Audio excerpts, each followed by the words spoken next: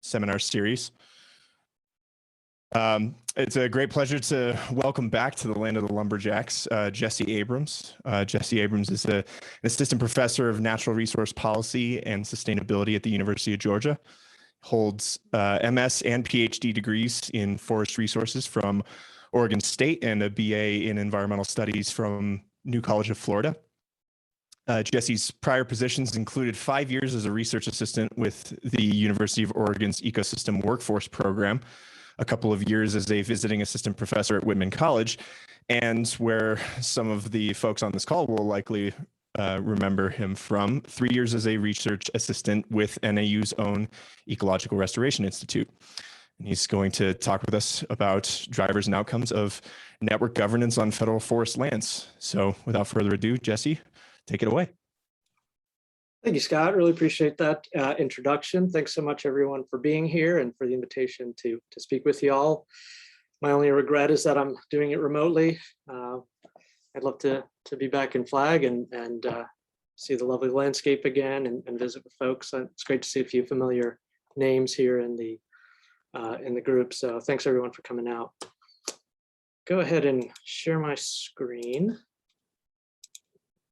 And I'll go ahead and assume that people can see that. You can give me a shout if there's any technical glitches. Yeah, so what I guess I'll do is talk about some theory and then talk about some applications of that theory to federal forest lands. And I think these themes will be fairly applicable to the sorts of things that you're working on. Many of you are working on in Arizona. Here we go. So here's kind of the outline. I want to get us all on the same page in terms of definitions, in terms of what is environmental governance, what is network governance. I'm going to go through kind of a background of the U.S. Forest Service and specifically the National Forest System.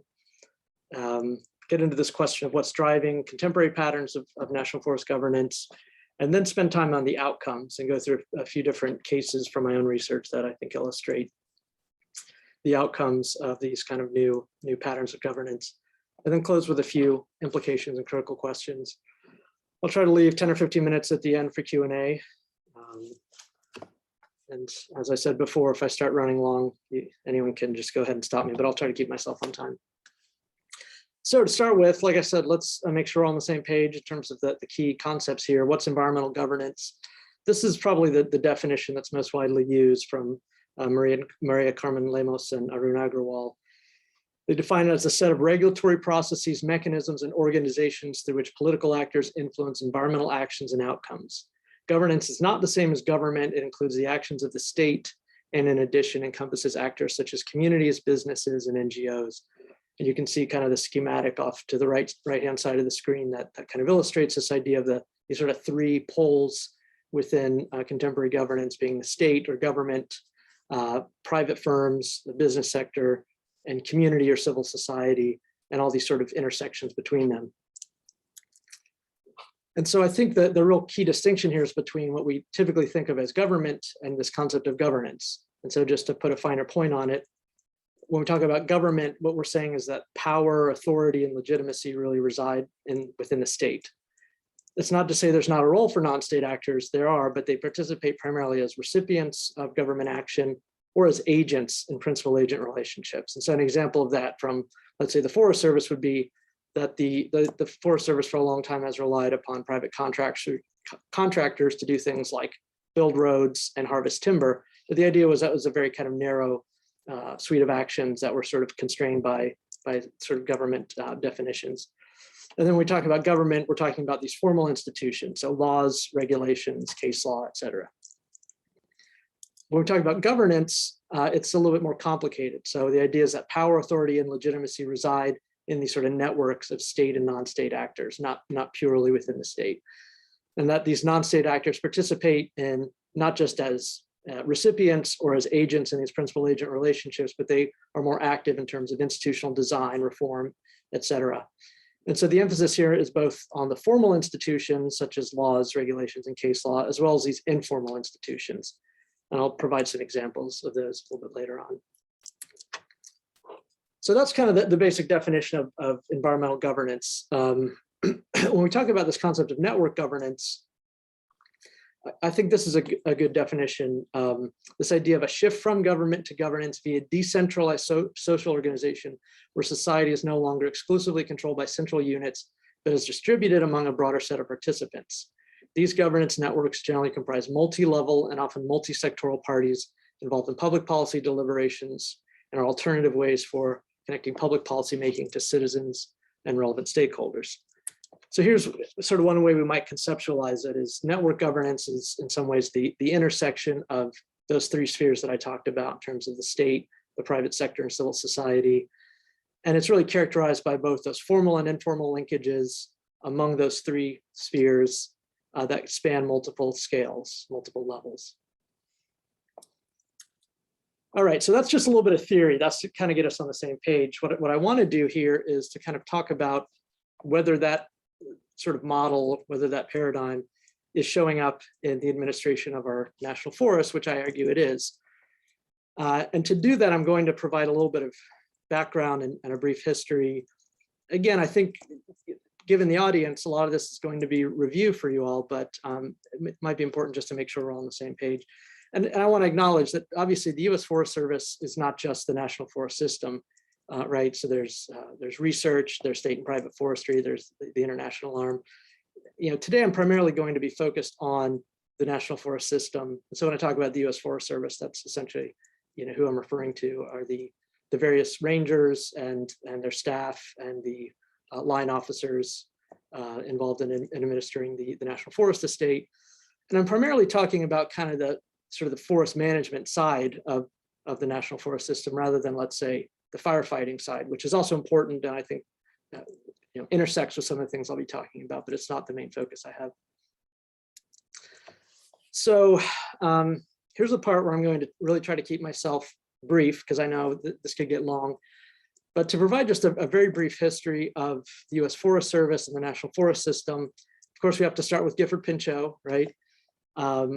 And so the idea here being that Gifford Pinchot kind of brought this vision to American forestry that said, we can't keep doing what we're doing, which at the time was essentially timber mining, right? Cutting trees. We weren't practicing forestry. We were just sort of taking the best and sort of abandoning what was left over. And so Gifford Pinchot, very much influenced by the Germanic tradition, which is to say, it's all about rationalizing use and it's all about sustained yield, and that through measurement and through planning and through silviculture, we can have this perpetual flow of timber and essentially steward our forests and never run out, which was one of the concerns of the time, right? And so when Gifford Pinchot essentially created the U.S. Forest Service, that was his vision for this landscape, was to essentially turn it from something that otherwise would have been, you know, logged and essentially put to waste if it were under private ownership, and sort of subject it to this very rational sustained yield model. The only problem was that one of the main challenges at that time was an oversupply. There's just so much timber being cut, so much timber being milled, that essentially the timber companies with whom Gifford Pinchot was trying to work, the last thing they wanted was more timber flooding the market. And so it actually became difficult to some extent for the Forest Service to kind of realize Gifford Pinchot's vision for several decades. Most of our timber needs are really being met with a private estate at that point. And so we sometimes talk about the first few decades being the custodial period of the Forest Service. Not to say they weren't doing all kinds of things, including timber sales, but certainly they weren't instituting sort of that sustained yield model to the extent that I think Pinchot would have liked. That all changed right around World War II. We used a fantastic amount of wood for the war effort, and private stocks were largely exhausted by that effort. And so as you can see here on this chart, the sort of the timber sold and the timber cut in the national forest really started to ramp up after World War II, from maybe less than 2 billion board feet a year prior to the war effort, to over 10 billion board feet at times by the 1960s and 70s. And so we talk about this being kind of the sustained yield period in the sense that this was when that model of sort of converting these chaotic, natural forests into a more kind of normalized, rationalized rotation of sort of productive forests. That vision was really put into place at this point. And so a whole suite of institutions were also built up around the timber program within the Forest Service at this time. Now, as you can imagine, and as you all probably already know, people have lots of values for their forests beyond just their value as timber. That sustained yield period created a lot of tensions, created some potential conflicts over the different uses for these forest lands. And so some of those conflicts were addressed through the Wilderness Act of 1964, but not all of them. And so anything that didn't essentially qualify as wilderness, there was still plenty of conflict about exactly how we ought to be managing those lands. And so this period starting in about 1970 is what we often refer to as the rational planning period, in the sense that we kind of thought that by sort of putting rational science and this multiple use mandate into practice, we would be able to essentially resolve these conflicts.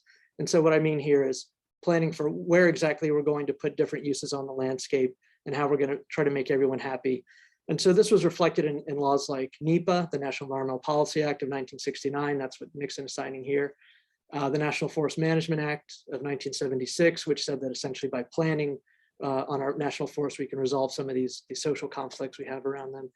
And then there's a whole other suite of laws passed around this time, right? Like the Endangered Species Act, Clean Air Act, Clean Water Act. And many of these laws essentially created new opportunities and new authorities for essentially non-state actors to challenge, to intervene, to voice their discontent, to participate in these planning processes.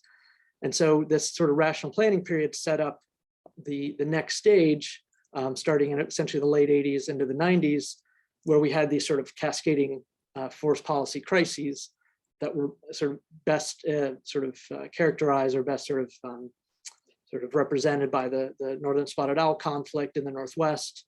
But that certainly is not the only one, as you all know. The Mexican spotted owl in the Southwest, the California spotted owl. There's issues over salmon, over lynx, over roadless areas. And so we kind of entered into this period in the 1990s that is characterized as the ecosystem management period, where the sense was we still do need science to help solve these problems, but instead of being this sort of planning science, it's going to be essentially conservation biology that's going to help us solve these crises.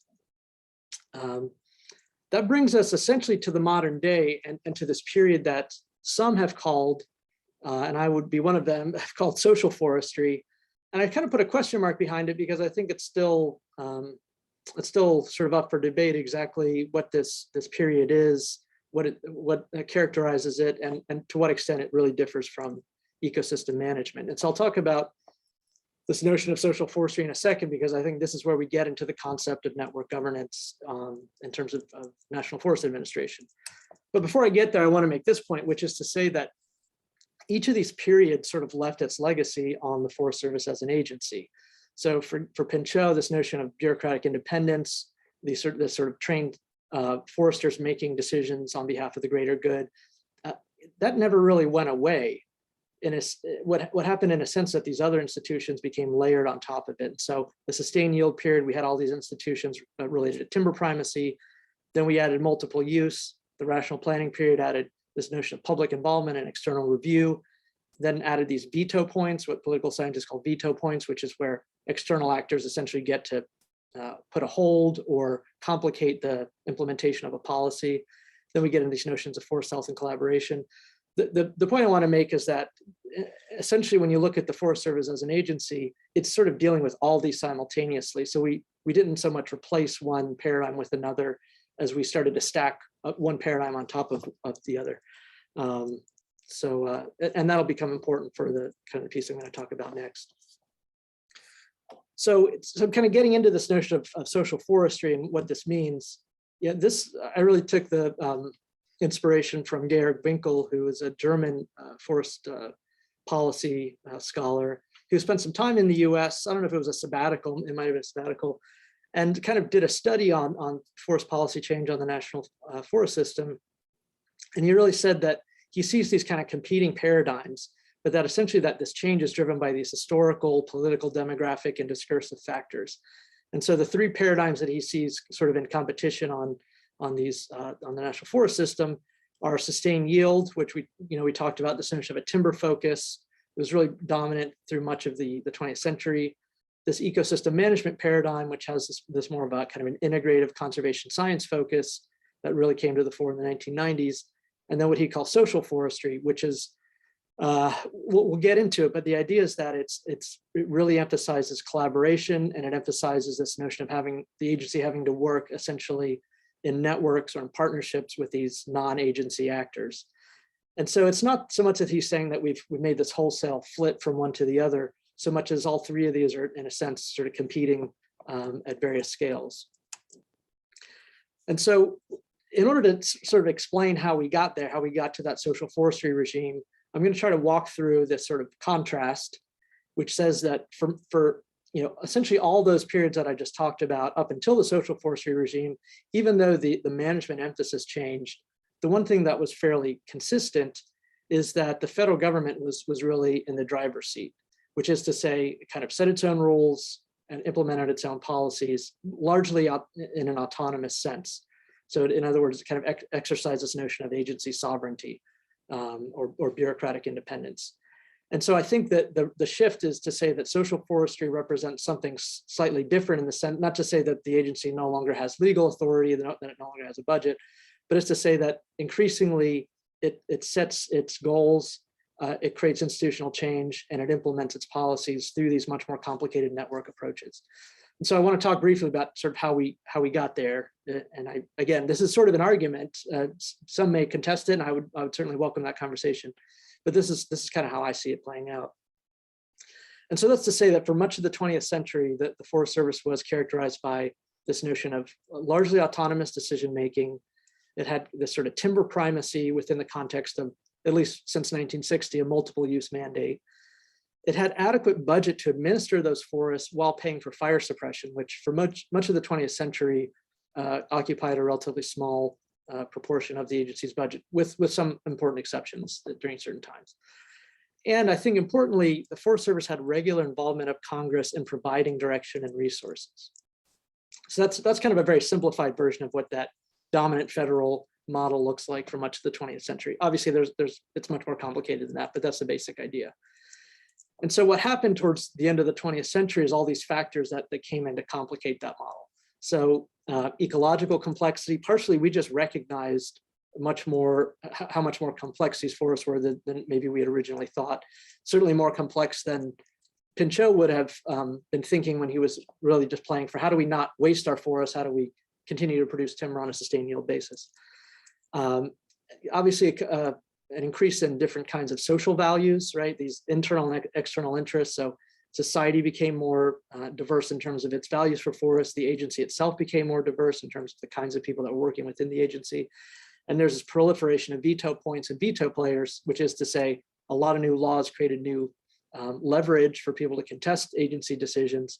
And then we had all these new organizations and kind of capacity for those entities to contest decisions they didn't like. When we get to the budgetary issues, as the agency lost some of its traditional timber focus, it also started to lose some of its traditional political constituencies.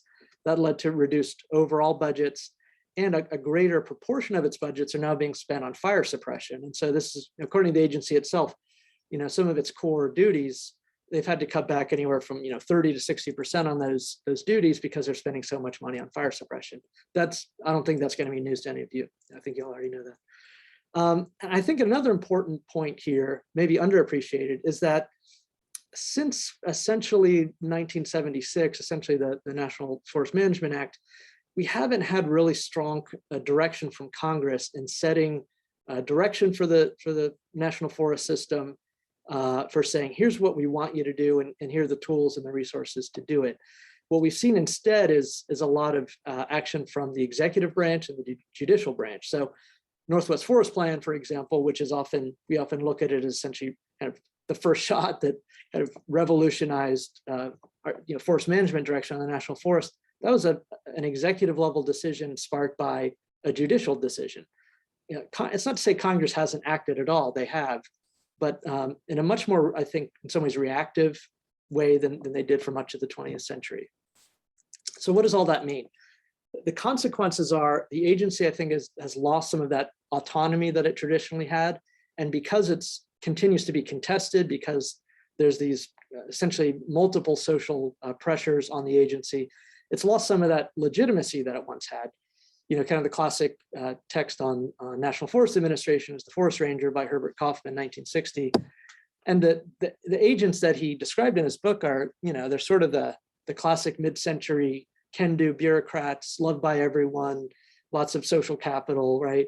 And so I think many people have observed the contrast between that mid-century agency and the one today that seems to be just getting pummeled from all sides, constantly having its decisions second-guessed, et cetera. In terms of the budgetary and the capacity issue, I think the agency clearly has lost some capacity. It's spending more and more of its limited budget on fire suppression. And it's also because it's cutting less timber and less valuable timber. It doesn't have all those kind of those receipts and all the ways that an active timber program helped to fund a lot of activities on the national forest system.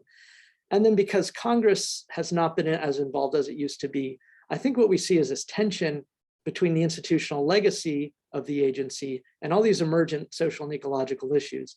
And so again, if you think about the kinds of things that the Forest Service is working on these days, restoration, forest health, those generally, with some important exceptions, those are generally coming out of, sort of executive level or administrative level decisions, not out of congressional level decisions. And so I think there's a need to kind of align where the agency is going with its institutional legacy. And so to me, I kind of see the social forestry regime as being reflected in these three dimensions, where the agency is having to collaborate much more with various publics because it needs to rebuild that legitimacy, what people sometimes call social license, right? It needs that social license to be able to manage in particular places. It needs to increase its partnerships with other entities, so meaning states, counties, tribes, NGOs are super important in this context.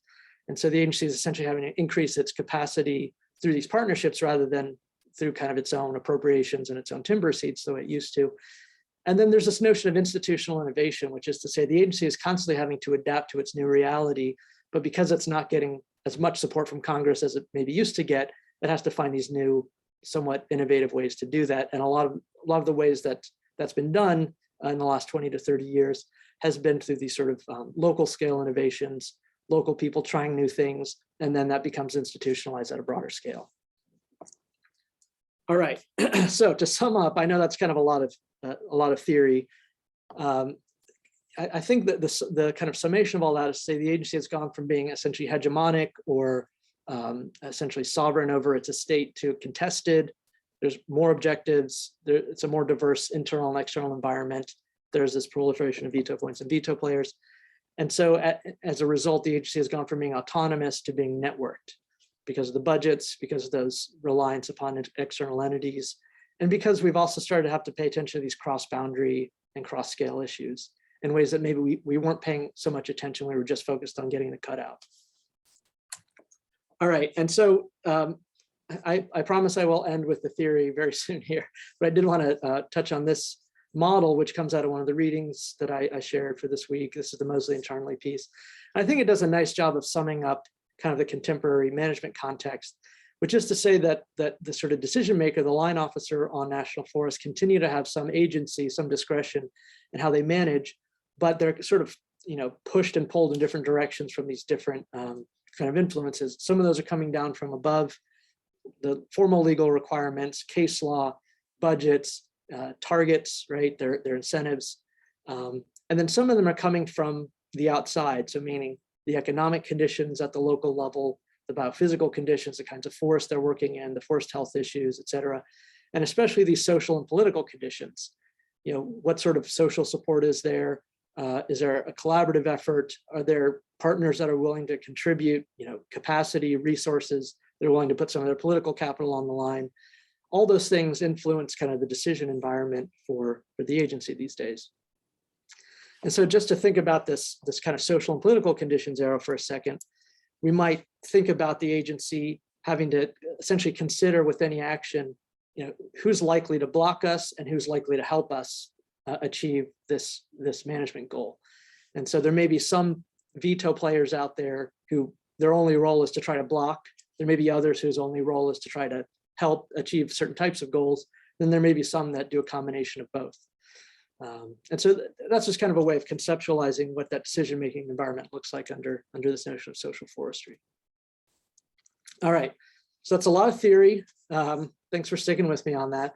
I do want to talk about what this looks like in practice now in the last 15 or 20 minutes.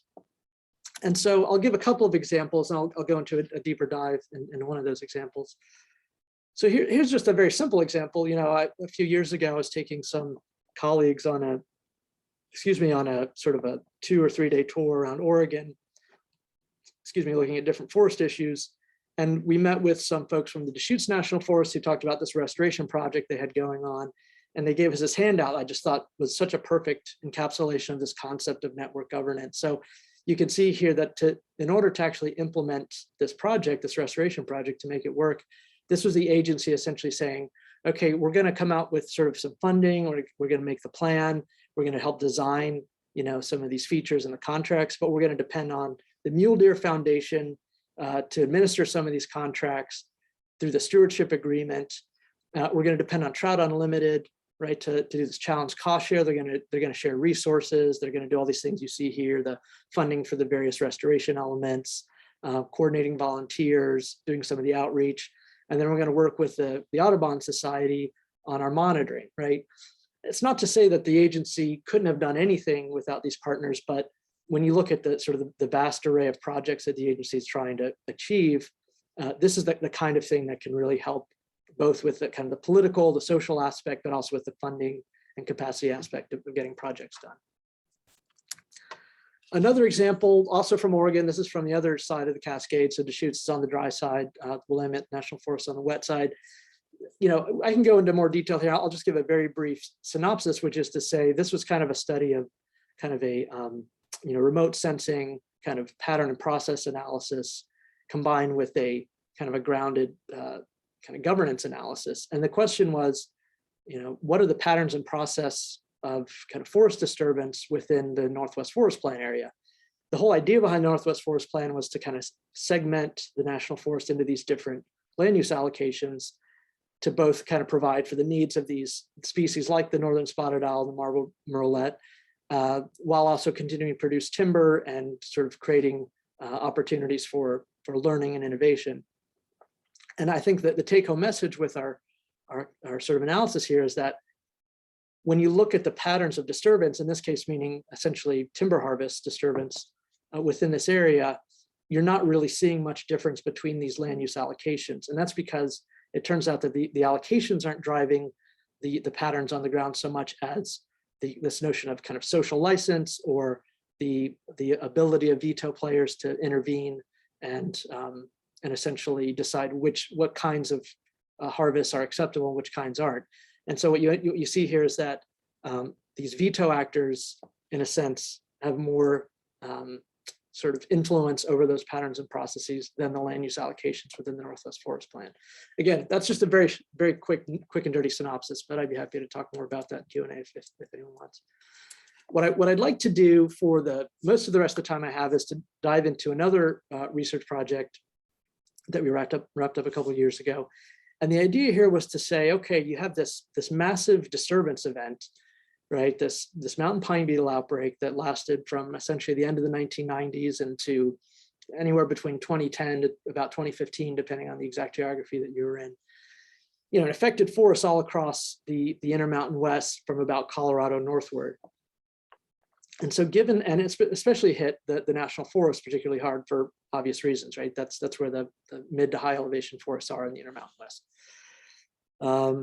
And so the idea was, you know, if a kind of a common disturbance event is affecting a lot of different national forests, that's kind of an interesting quasi-experimental design to say, you know, how is the response playing out differently across these different landscapes, across different national forests?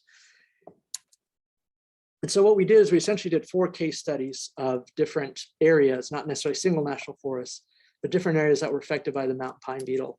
We looked at the Black Hills National Forest of South Dakota and Wyoming. We looked at 3 national forests in northern Colorado that were really heavily hit by the pine beetle, 2 national forests in southwestern Montana, and then the Colville National Forest in northeastern Washington. with the idea being that these are all places that had some kind of organized response to the mountain pine beetle that included both sort of agency and non-agency actors. And you can see here some of the basic stats. So, quite a range in terms of the kind of the spatial scope.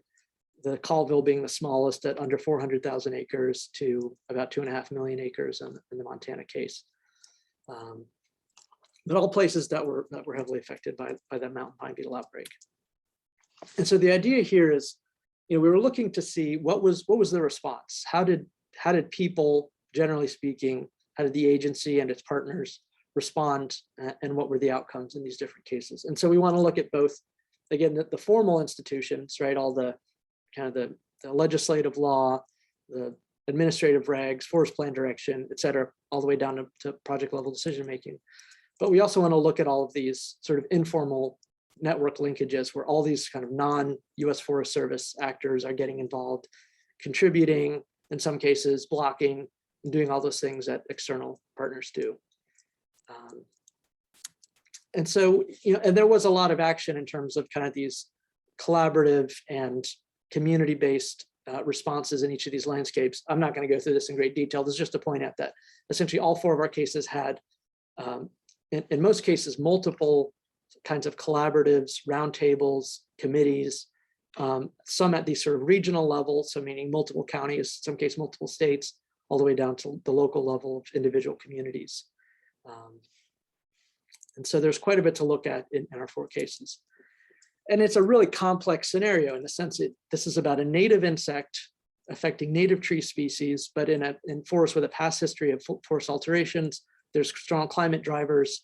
You have this formal hierarchical government system, these sort of emergent network governance systems with all kinds of feedbacks between the social and ecological sides of the coin. So, obviously there's only so much you can do with 4 cases in that context, but the hope is to pull out some insights. And so essentially to make it as simple as possible, and I know this doesn't look very simple, but if you think about that model I talked about earlier in terms of these different pressures on agency decision-making that come from above, from economic, biophysical, and social political, we actually went through and through these sort of grounded case studies, identified what were the variables that seemed to kind of consistently affect the response in these cases. And so from this notion of from above, we saw several cases of targeted intervention by higher level political actors. I'll give the examples here in a moment. Economics were important in terms of the value of timber that was being potentially managed, as well as the local capacity to process that timber. Biophysical aspects had to do with things like the accessibility of the terrain, but also the presence of controversial elements like roadless areas, threatened endangered species. And then the socio-political was super important as well. So that people's use of those veto opportunities that I mentioned earlier, the agency or non-agency use of these new formal policy tools, some of which are being provided by Congress. This notion of capacity to plan, also to implement responses to the pine beetle. What sorts of deliberative processes were put in place in those collaboratives that I mentioned a moment ago, and then what sorts of innovation was taking place. And so what that looked like in terms of our model is to say, we can kind of put these on a map in a sense and talk about the linkages between them. So you have these sort of biophysical factors like the accessibility of the terrain, the value of the timber, the presence of those landscape elements. You have these higher level actors, the new policy tools, and then you have these sort of 4 very important kind of social process boxes that have to do with how much are these external partners or veto players using those veto opportunities, what sorts of legitimacy building is going on via these deliberative processes, what sort of capacity does the agency and its partners have to implement those interventions, and then what sorts of innovation is taking place. And the idea here is these are super complex sort of feedback systems, right? So you've got all kinds of ways in which there's sort of causal connections between these, and you might have these feedback loops, right? Where, for example, as legitimacy is built, capacity goes up, that allows people to innovate more. But if people are using veto opportunities, then it kind of breaks down that whole system. And so you have these, what are called sometimes the reinforcing feedback loop and the balancing feedback loop. And then there's all kinds of other sort of linkages between these sort of system elements. And so what I'll try to do is to very, very quickly walk through kind of what that looked like with the forest that we studied to kind of show the complex ways in which these sort of networks really did influence outcomes at the local to regional scale. So I'll start with Colorado. Colorado is an interesting case in that it was hit really hard, really fast. So they just had this sort of massive outbreak in the lodgepole pine. In the period prior to that outbreak, Colorado was essentially characterized by a lot of pushback to anything that was sort of commercial timber focused. The kind of regional economy was really tilted towards recreation. A lot of people didn't like the idea of kind of chainsaws and all the things that go along with kind of timber production operations. And so you did see a lot of this use of the veto opportunities, and there wasn't really a lot of sort of constructive collaboration around sort of forestry issues. That changed when the Beetle hit, and essentially the key organization in the Colorado case was called the Colorado Bark Beetle Cooperative. Originally started by some of the counties, the county governments in the hardest hit areas. They kind of eventually grew it to include folks from the Forest Service, the state Forest Service, Colorado Forest Service as well, and then NGOs and environmental organizations. And one of the things they did is they kind of realized that they started out kind of fighting, and then they realized, look, a lot of this landscape is essentially untreatable because of its steepness, because of its inaccessibility. And so if we kind of focus on the front country areas near roads, utility corridors, trails, et cetera, that's probably as much as we can get done, and that's the highest priority to treat anyway. And so they actually pretty quickly moved from conflict to agreement once they kind of took a look at the map and realized where they could actually do treatment. With that kind of agreement in hand, they kind of went to Washington on multiple occasions and were successful at getting kind of dedicated funding sent specifically to Colorado to implement their kind of planned response. And this amounted to somewhere between $50 and $70 million when all was said and done. So it was a pretty decent chunk of change. The big issue was that there wasn't necessarily a huge amount of capacity either on the Forest Service side to do the kind of the silvicultural planning, or in terms of the infrastructure to process wood that was coming out of these mostly salvage projects, because that's what it was in Colorado. Some of this money did go to helping support existing businesses, as well as helping to get a biomass biomass utility sort what I'm looking for, biomass plant in place with fairly mixed success. The folks in this case study did really show a lot of innovation. So anytime they saw some sort of barrier in the way, they found some creative way around it. And so and when I say barrier, what I mean is that so many of the national forest institutions, processes were really built on the assumption that you were taking out valuable timber, and that someone, of course, needed to pay for that valuable timber.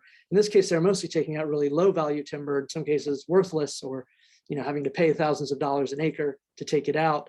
And so there's all these sort of kind of procedural hurdles that they had to figure creative ways around. And so kind of working again between the agency itself, its non-agency partners, and some of these kind of higher level decision makers, they were able to fairly successfully navigate some of those challenges. They did use some new policy tools, some things that maybe the forest hadn't used before, stewardship contracting. Some of these forests hadn't used before, they put it in place in their response. The Good Neighbor Authority at that time was only available in Colorado, and this was, these are some of the first forests to use that. And so you really did see this kind of feedback loop between sort of the legitimacy building process, that capacity building process, and the innovation process, with the caveat that it only lasted for a few years. And a lot of that has to do with these kind of persistent issues. The accessibility of the terrain, the low value of the standing timber, and that low capacity meant that when that $50 or $70 million was spent, there wasn't really kind of the infrastructure there to continue to do any sort of forest management afterwards. So that's kind of how the process played out in Colorado, kind of a success, but in some ways a short-term success. Now, when you look at the Black Hills, I think you see some of the similar elements, but they played out in different ways because the context was different. So, similar element, there was kind of conflict over the forest plan direction. Late 1990s, forest plan was getting appealed, being held up. And essentially, as the mountain beetle started to hit in the late 90s or around 2000, you saw very targeted intervention by a higher level actor. In this case, it was the Senate Majority Leader, Tom Daschle, who essentially kind of convened a meeting with the key players here and then put language into an appropriations bill that said, yeah, we're going to call the NEPA sufficient on this forest plan. You're not going to be able to challenge these kind of forest health projects anymore, but in exchange, we're going to give you some new wilderness areas on the Black Hills National Forest. And that essentially shut down the use of the main veto opportunities in this case. There really aren't much, there isn't much in the way of threatening or endangered species or roadless areas on the Black Hills National Forest. So it's essentially that action took away the main lever to use those veto opportunities. There was, as there was in Colorado, these various sort of coalitions and collaborative groups built to kind of forge a plan. Unlike in Colorado, the Black Hills had very good timber processing capacity. The terrain is accessible and highly eroded, and the timber that they were taking out was much higher value than we saw in Colorado. So meaning in the Black Hills, you're essentially looking at ponderosa pine, and they're actually doing mostly green sales rather than salvage. Whereas in Colorado, it was all essentially salvage of lodgepole. And so we saw some of the same processes in terms of the legitimacy being built through these kind of collaborative processes. They already had the capacity in this case, and there's a lot of innovation. So for example, one thing that the Black Hills National Forest did is they created like a 250,000 acre EIS, environmental impact statement, so that they could just sort of go in very quickly and treat whatever stand they felt was potentially at risk next of being hit by the beetle. And so this kind of cycle, this feedback loop, spun and spun and spun, and some would actually say it spun too much. The forest really cut very heavily, both before the beetle hit, but certainly since 2000, to the point that, if y'all are following what's going on in the Black Hills, there's recently kind of a bit of a conflict there, a bit of a controversy, when the Rocky Mountain Research Station essentially said, you don't have enough timber left on the forest to meet the timber production predictions in the forest plan, and you're gonna have to scale it way back. And so many people that we talked to for this case study said that in a sense this was successful in the sense that we treated a lot, and we really tried to get ahead of the beetle and get these trees out before they got hit by the beetle. At the same time, they cut so hard that it's going to take a while to rebuild that timber program. One of the mills has already shut down in the local area, and there's discussion that another may soon follow. I'll briefly talk about the Montana case, and I'll probably skip the Washington one for sake of time. Montana was an interesting case in that, like the others, there was conflict, as there often is around national forest issues. The Montana case really was characterized by some of these controversial landscape elements. So some of the places where the beetle hit were roadless areas and inventoried roadless areas. And this is also a landscape that has grizzly bear, as well as some other T&E species. And so it really created a lot of veto opportunities. So in addition, some of the groups that really like to use those veto opportunities are actually located in Western Montana. So for them, this is kind of their backyard, and they weren't going to let this one go without a fight, in a sense. And so unlike some of the other cases, the Montana case was really characterized by this balancing feedback loop, where it was very difficult to essentially build agreement, build capacity, and engage in that kind of innovation. There was an attempt to engage one of the senators who introduced a bill that would have essentially codified a compromise between environmentalists and the timber industry that would have allowed more management to go forward. That bill was not ultimately passed by Congress, and so they were kind of left back at square one. The agency, the two national forests we looked at, they did use some of the new policy tools, the formal policy tools, so meaning some of the categorical exclusions under NEPA and the forest health provisions in the Farm Bill, 2014 Farm Bill. And what those did is those helped to kind of put a check on some of the veto opportunities in certain places, but mostly at a fairly small scale. They weren't really able to work at the large scale that some of the other forests were. It's not to say that they weren't able to respond at all to the beetle, but it was clearly a much more muted response than we saw in the other forests for those reasons. I'm gonna, like I said, go ahead and skip the Colville for now, but I'm happy to talk about that one in the Q&A if anyone's interested. To wrap it up, I want to say that we kind of saw these two cycles, these two different feedback loops. The one on the left really about building legitimacy, building capacity, and building that kind of ability to innovate, to solve all these kind of practical problems that come up when you're dealing with an issue like this. And you can see here all the things that facilitates that. On the other hand, there's a sort of balancing feedback loop where when there was a lack of legitimacy, a lack of kind of social consensus or agreement, that really limited the capacity and constrained the ability to engage in innovation. And again, there's a lot of other factors that may relate to that.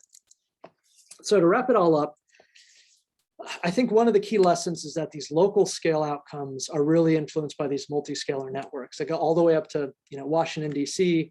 Do you have friends in high places, and exactly how high is their place? And at the same time, these sort of macro scale outcomes, so that the kinds of policies we're seeing and their success on the ground is really influenced by local scale networks.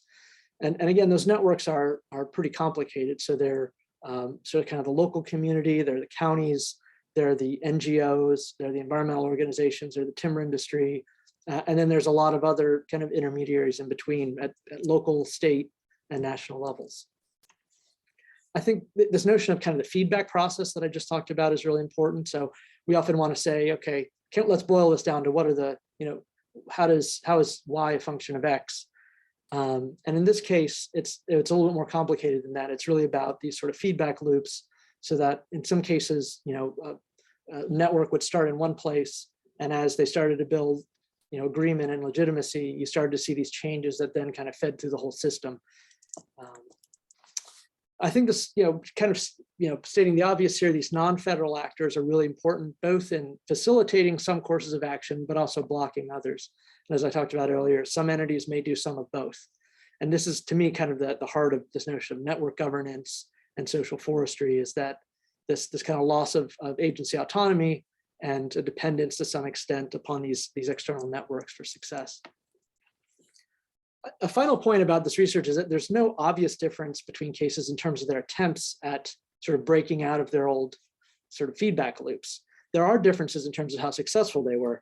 And so just as an example, when you look at some of these formal policies that the forest had kind of on their plate, and this is just a small list, it's not like there's a huge difference between the four in terms of which ones used those policies and which ones didn't. And in fact, the Black Hills, which probably was the most active in responding, used relatively few. Montana, which had probably the hardest time getting traction, used several of those policies. So it's not that there was, we often want to say, okay, well, it's a lack of initiative or it's a lack of vision on the part of some individual. I would argue it's often more complex than that, and gets into these, you have to look at the entire network as a system.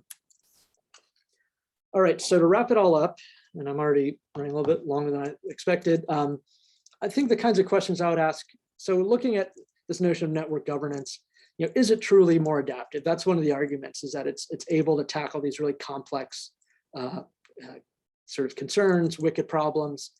And is that really the case? We certainly saw some evidence in some cases where that's true, but you could also argue that it may just be maladaptive in new ways.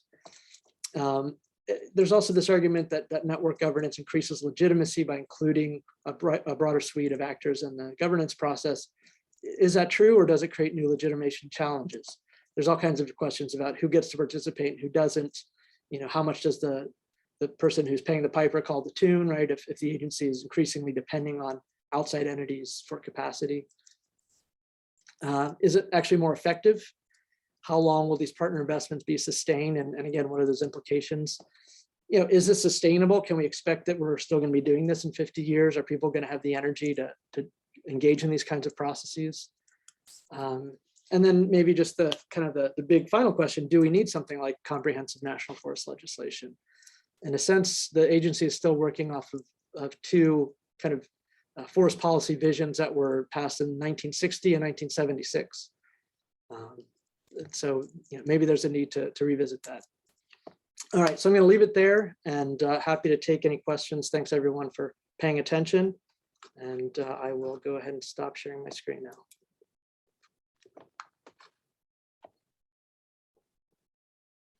Okay, thanks again, Jesse.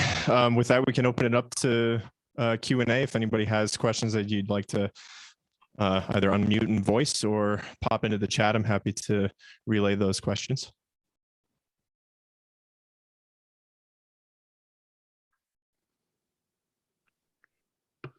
I'm not sure mine is specifically a question. I'd love for you to expound on it a little bit. It's just a reflection. I was in a open house with the Forest Service recently on their planning, I noticed that the participants, every one of them was associated with some kind of group or organization. They weren't just me. They weren't just the public. They were maybe not necessarily the director of a nonprofit, but they all were associated with some other group. I did a survey recently, and it's just preliminary data, but somewhere around 80% of the people that were visiting the wilderness areas were not associated with an environmental group. So this was an extreme discrepancy that I recognized. And so I just loved for you to discuss it a little, because you were talking about like who you know and how you know and who gets involved. And I've just been really surprised at how different that is in the planning process of it versus the user process. Mm-hmm. Yeah, great question. Thank you for that. Yeah, I guess I'll sort of equivocate to some extent by saying, you know, if we look at it theoretically, you know, that's often been the critique about this sort of network governance approach, which is to say that, you know, within the democratic system, if we let sort of government govern, so to speak, there may be all kinds of inefficiencies and things that people don't like, but there's at least a sense that we know exactly where the accountability is. We have the sense that, you know, we have elections, the results of those elections result in policy direction, and that policy direction is then implemented by these agencies. Whereas when you get into network governance, it starts to get more complicated. There may be these questions of, well, why is so-and-so participating? Is it because they have deep pockets? You know, is it because they bring something to the table the agency doesn't have? You know, what happens if that gets entrenched over time? And so, you know, certainly I think that's an important critique, and it's one that you, I think, highlight in your comment.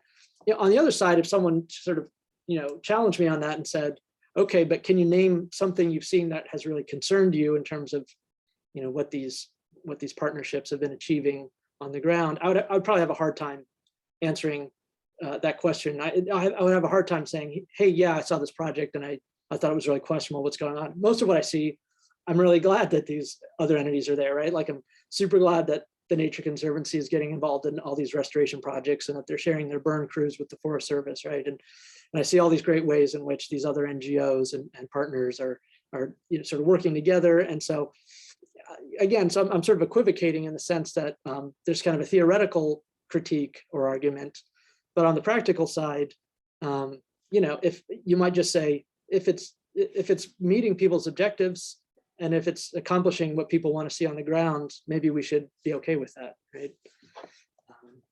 So that's just my reflection on it. Thank you very much. I appreciate it. Yeah, and I see a question from Connor here. Have there been hypotheses or proposed paradigms for the modern age of forestry other than social forestry? Yeah, good question. So I suppose my answer would be that probably the biggest, it's not like this is a very sort of active area of debate. It's probably me and a couple of my colleagues that talk about this, but some people would say that we don't really need a new term because we already have ecosystem management, right? That ecosystem management already included the notion of collaboration. It sort of recognized that that the agency was going to sort of engage more with the public in ways that were less sort of bureaucratic, perhaps, than they were under NEPA or the kind of the typical NEPA procedures. And so some people might say we don't really need a new term. We've got plenty, thanks, right? So that's an interesting.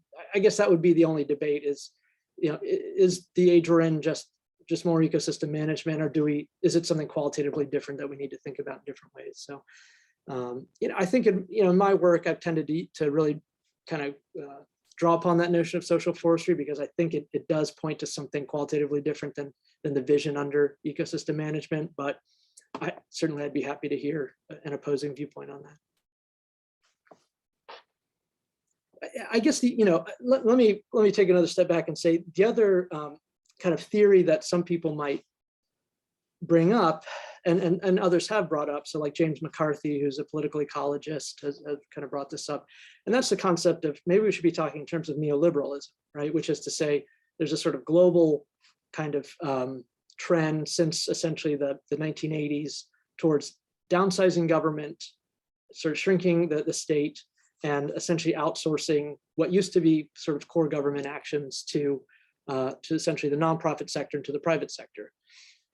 And I think there are elements of what we're seeing that that do align with that view. You know, neoliberalism, it's a very complex concept, and so I don't want to say it's sort of yes or no. I think there's certainly a fruitful way of using that concept to interpret many of the trends that we're seeing on public lands. And so again, I think James McCarthy has probably done as good a job as anyone of kind of articulating that argument. So let's see.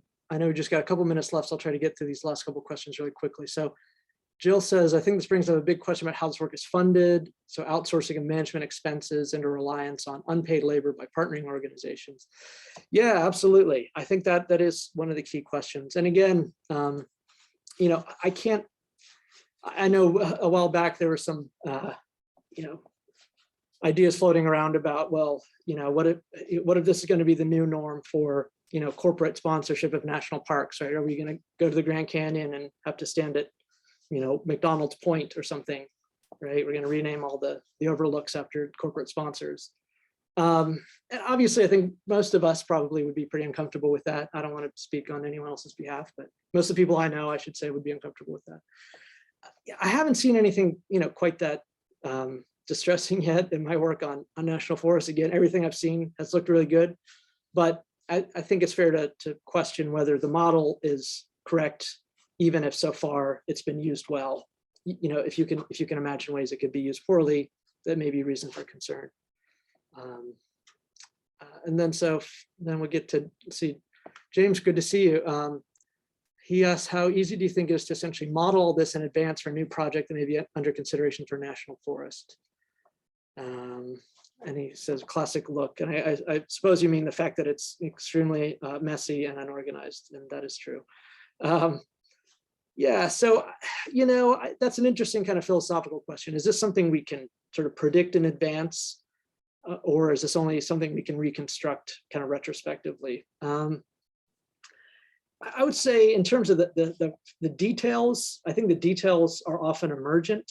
I think there's often these sort of contingent factors that are very hard to predict in advance. So for example, you know, the Colorado case, in addition to some of its other challenges, it was also trying to ramp up this huge salvage program and process all this wood at the time that the bottom was absolutely dropping out of the housing market and the wood products market. That's just one of those factors that you can't really predict in advance, but it did have an effect, you know, in that Colorado case. You know, one judicial decision, if it goes one way versus the other, can have a huge effect on what you know, a forest, what a district ranger or a national forest is able to do. So I do still think we can talk about kind of best practices or kind of general guidelines or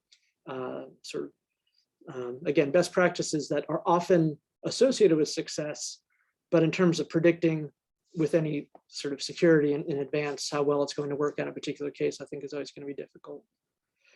And I see that we're out of time. So again, I want to thank everyone so much for coming out and for your questions, for your attention. I'll look forward to seeing many of you in the Q&A or the discussion seminar session, I should say, that's coming up in a few minutes here. And certainly feel free to reach out to anyone if you want to continue the conversation. So, thanks, everyone. Thank you, Jesse. Thank you. And yeah, with that, I believe Connor just threw the link for the post-seminar discussion for those that want to partake. And thanks again for attending. See you all in a few minutes. Jesse, I'll make sure you get a chance to boot up or get that link copied before I close the. Okay, this sounds good. Zoom. I'll go and click on it right now.